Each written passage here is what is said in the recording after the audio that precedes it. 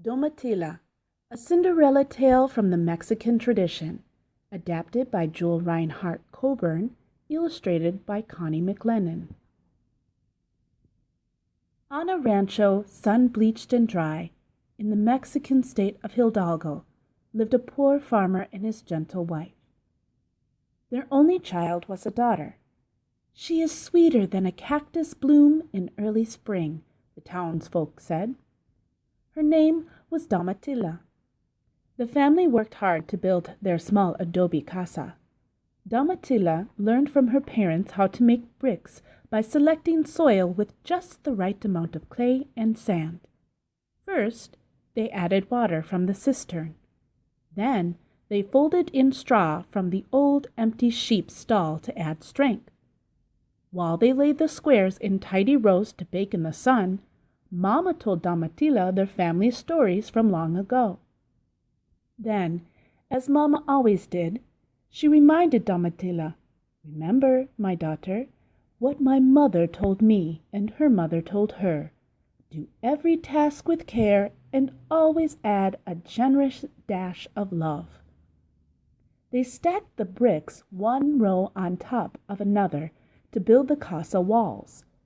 Carefully, they left a window opening so they could see the majestic Sierra Madre mountains in the distance. "If only I had some new wool, I would weave you a beautiful shawl, Mama," Domitila said. "The border would be like our purple Sierras with a sunset sky of rose and gold yarn." One day, while Domitila and her parents were working at their leather making, creating beautiful sandals and money pouches, the sky suddenly darkened. Rain fell violently in the mountains. Water rushed down the canyons and spread across the plains, sweeping away their tiny patch of corn. Their adobe casa began to crumble. Soon all that remained standing of the little house were two walls where the roof had not caved in. The floor was damp. The air was musty. Domitila's mother shivered and coughed. "Mama," Domitila asked softly, "how can I help you?" Mama was too sick to reply. "It's hopeless," Domitila's father sighed as he looked about their home. "The bricks won't hold their shape until they have dried, and the rain clouds keep gathering. Domitila, you could help if you would go to the governor's mansion. I hear they are paying well for kitchen workers to prepare for banquets.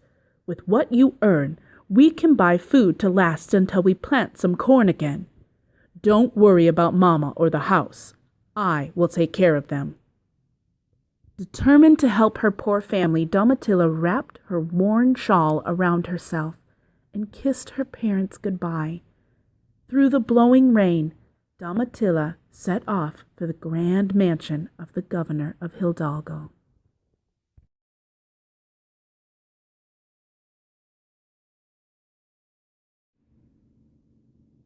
When Domitila arrived at the great house, the chief cook put her right to work.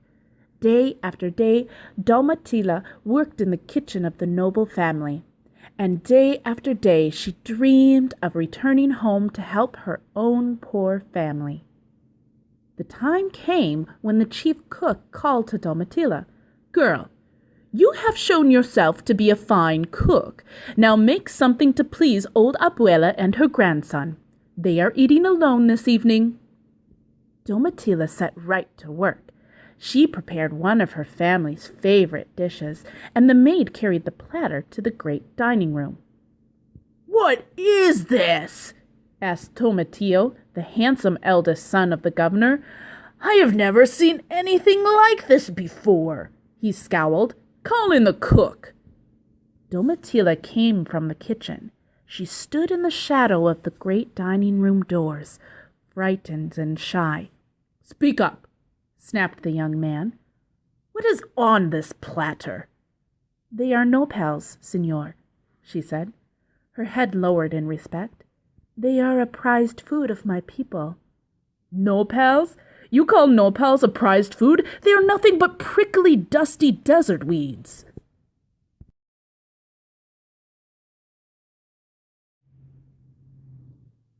Timoteo's rude words roused his old grandmother, who had dozed off at the table while waiting to be served. "Grandson, be polite," she scolded. "We are a noble family. We must never complain about the food of common people. Show the young girl respect and try some of what she has made." Timoteo replied quickly, "Oh, I'm sorry, abuela." Then he made himself look contrite, and with his fork he served himself the very tiniest piece of the nopals on the platter. Trying to hide his disgust, he looked away, puckered his face, and forced the cactus into his mouth. But no sooner did the flavor touch his tongue than his surly ways softened. "Why, this is delicious!" He took another bite and exclaimed, "This weed has been turned into a delicacy. What is your secret?" I do not have a secret, senor. I cook the way my mother taught me." Then, with her head still lowered, she slipped from the shadow of the great doorway and returned to her chores. Timoteo took no notice of her leaving. He devoured all the mouth-watering nopals on the platter. Rubbing his stomach, he marveled to himself, "I have never felt so good. I must find out what is in this food."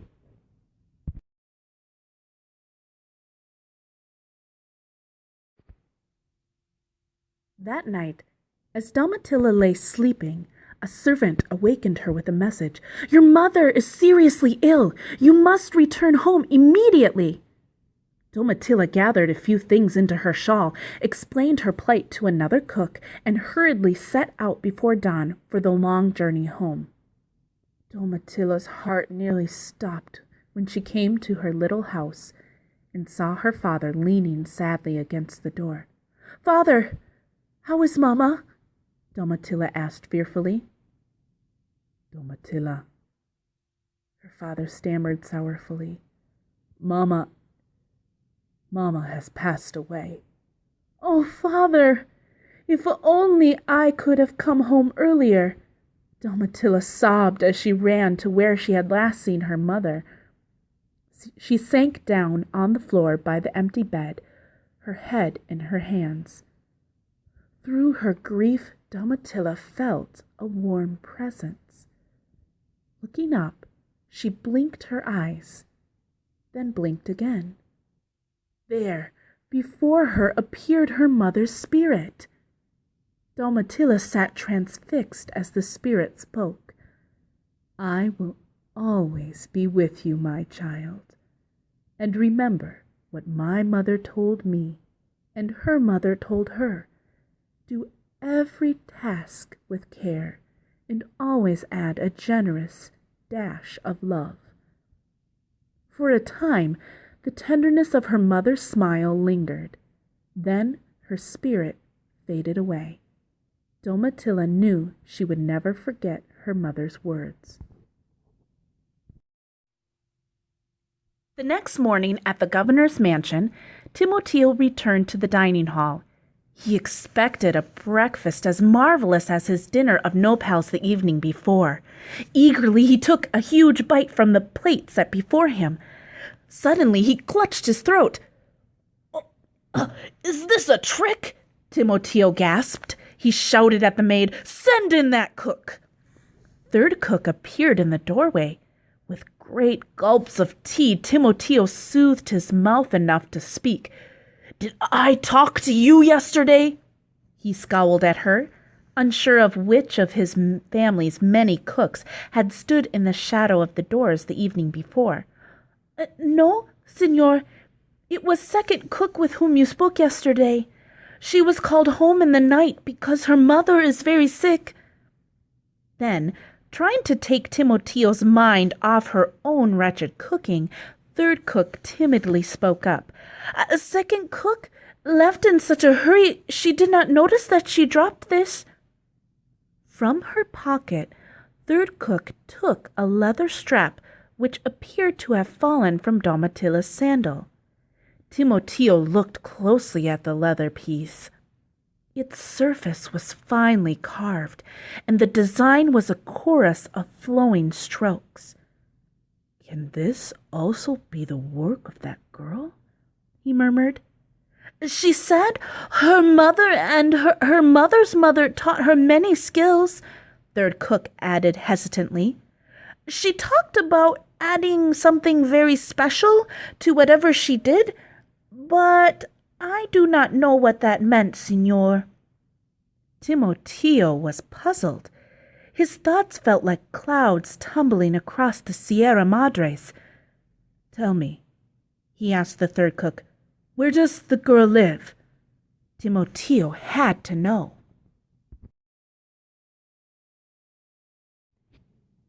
"I do not know, Signor.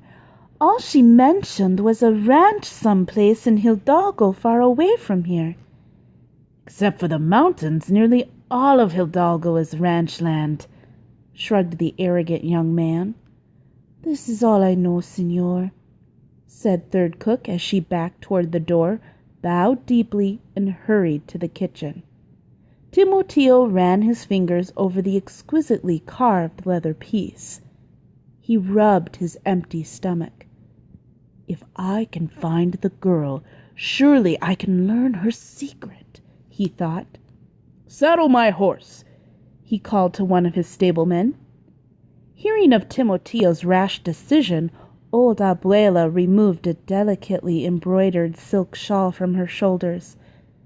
"This manton has been in our family for generations," she said as she handed it over to Timoteo. "If you must go, take it, and know that my love goes with you." Timoteo tucked Abuela's shawl under his serape and set out for the great plains of Hidalgo. Along the way, the headstrong young man asked if anyone had seen the young girl who could turn desert weeds into food fit for kings and scraps of leather into works of art. All had heard of the girl and could tell him more stories of her many talents, but no one knew where she could be found. Timoteo rode his horse across the desert to the west, but Domitila had walked east to her home. In time, Timoteo's search became the gossip of all the pueblos in the vast state of Hidalgo.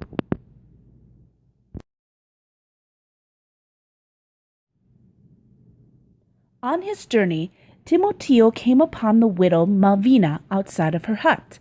"Buenos dias, señora," Timoteo called out. "Do you know the girl of many talents, the one who can make delicacies from desert weeds?" Thought Malvina to herself.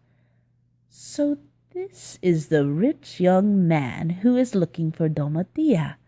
Who in these parts does not know about Domitila? I hear her mother died. May her soul rest in peace. Now, if I plan this right, I will win this young man for my own daughter instead." "As a matter of fact," Malvina said to Timoteo, "I do know where the girl lives." And the woman proceeded to give Timoteo careful instructions, all in the wrong direction. "Ha," thought Malvina, "that should keep him riding in circles long enough for me to set up my plan. Then he will see who the real cook is."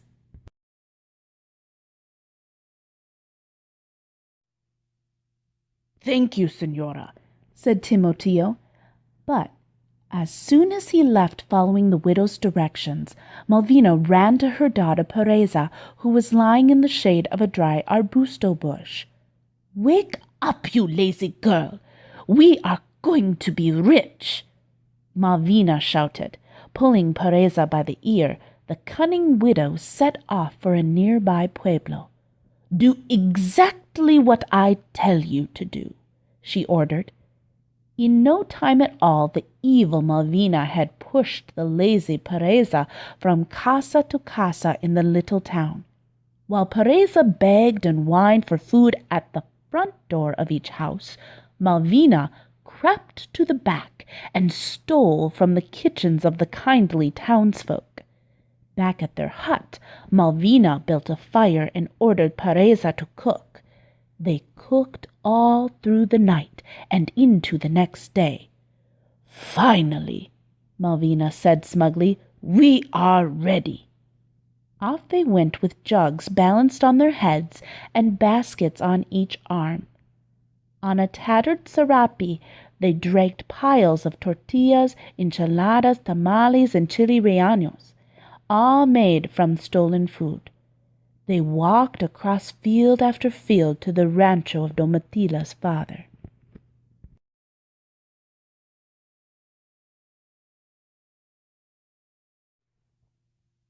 When Malvina and Pereza arrived at the widower's casa, they found no one home. They snooped in every cupboard to see if there was food in the house. With a pleased smirk, Malvina announced, "There is not a scrap of food in this place." She set about laying out all they had brought. When Domitila and her father returned from visiting Mamma's grave, they were shocked. Piled high on the table and even on the chairs was food of every kind. The cunning Malvina and her daughter stood nearby, pretending to show sympathy. Domitila and her father, their hearts full of grief, politely ate the tasteless, miserable meal made from stolen food. In very little time, Malvina's scheme began to work even better than she had planned. Domitila's father missed having someone to care for him so much that he married the woman. Sadly, Domitila would now have to serve her new stepmother and stepsister. "Aha!" thought Malvina. "Now that I have won the widower and all his land, it will be a simple trick to fool that rich young man when he finally makes his way to this casa. I will send Domitila out to tend the pigs and be rid of her. Then I will serve him Domitila's cooking and let him think it was all Pereza's talent." When autumn came, life turned even harder for Domitila. "Make more bricks," her stepmother ordered. "I want a bigger house. Find more wool. Pereza needs a new shawl." From that day on, Domitila learned what it was like to work without laughter and without her mother's encouraging words. While Domitila waited on her cruel stepmother and on lazy Pereza, Timoteo followed Malvina's tangled directions. The young man traveled through the early fall rains and shivered in his wet serape. He became more and more spellbound by each wondrous story he was told about the talented girl as he rode along the way. The once proud Timoteo pushed on, cold and hungry. He thought to himself, "Perhaps there is far more to know about this poor girl than merely the good taste of her cooking." But none of the travelers he met could tell him exactly where the girl lived in the endless desert ranch lands of Hidalgo. Timoteo ran his fingers across the designs carved on the leather piece. "I will never stop until I find her," Timoteo resolved as he urged his horse on. One day, Timoteo heard music in the distance. In his long travels, he had come upon the Grand Hidalgo Fall Fiesta. As he approached, he could not believe the familiar fragrance in the air. Was he coming closer to what he had been seeking? Timoteo spurred his horse to a gallop. This turn of events was not a part of Malvina's plan.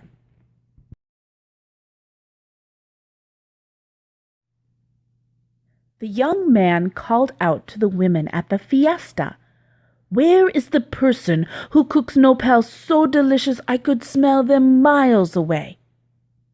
The women saw that the handsome Timoteo held the piece of leather with the designs they all recognized as Domitila's beautiful work. "Oh, you must mean the girl called Domitila," the women all talked at once. They told him Domitila made her nopals for every fall fiesta, and that the desert winds carried their fragrance for miles around. "That is why we are sold out just now," they said. "They are so delicious folks come for them from far away." An elderly woman spoke above the others. "Of course, people in these parts know what makes the girl's nopals so flavorful. They know about the care she gives to all her work and the very special love she puts into everything she does." At this, a kindly old woman tending a food booth added, "If it is Domitila you are looking for, son, she is not here. She left to visit her mother's grave. The trail is easy if you wish to find her. Just follow the creek." The young man thanked everyone graciously for helping him and set out once again. He pondered what was said about Domitila as he followed the simple words of the kindly old woman. Aware now that Malvina had always pointed him the wrong way, Timoteo rode confidently in the opposite direction.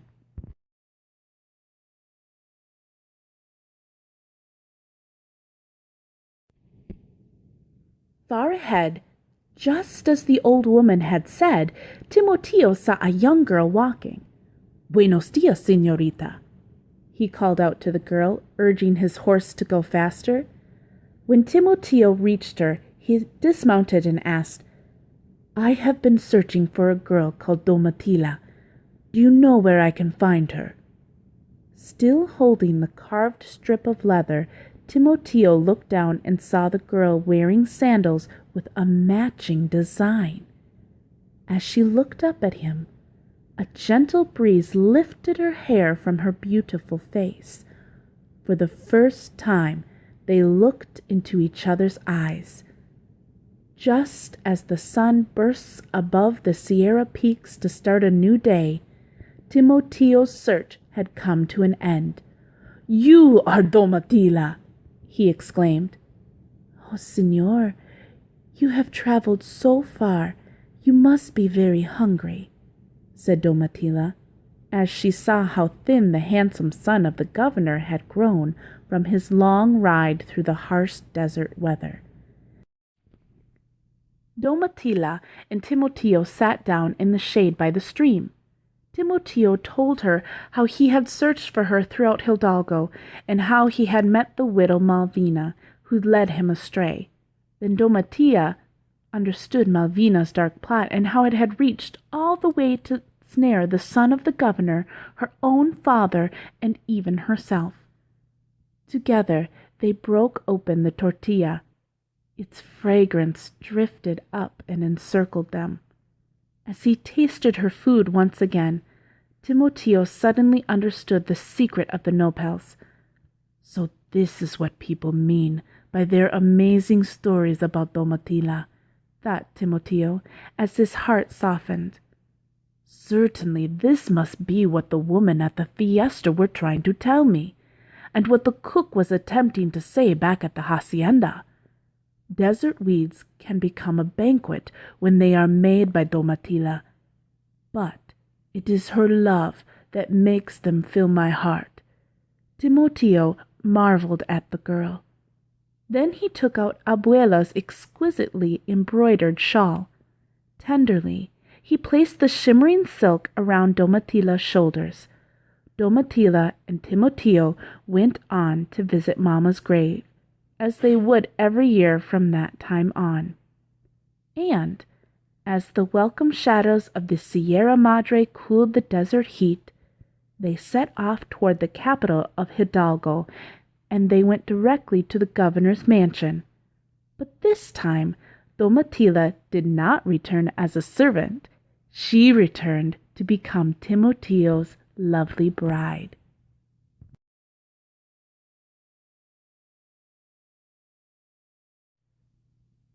In due season, Timoteo became the governor of Hidalgo. The kind ways his wife had taught him brought prosperity and goodwill to all the citizens of the land. The wicked Malvina and the lazy Pereza fled from Hidalgo. Father moved into the mansion to be reunited with his daughter and her new family. As for Domitila, old Abuela's silk shawl shimmered around her shoulders as the family gathered to eat her delicious nopals by the warmth of the fire in the great room of the governor's mansion.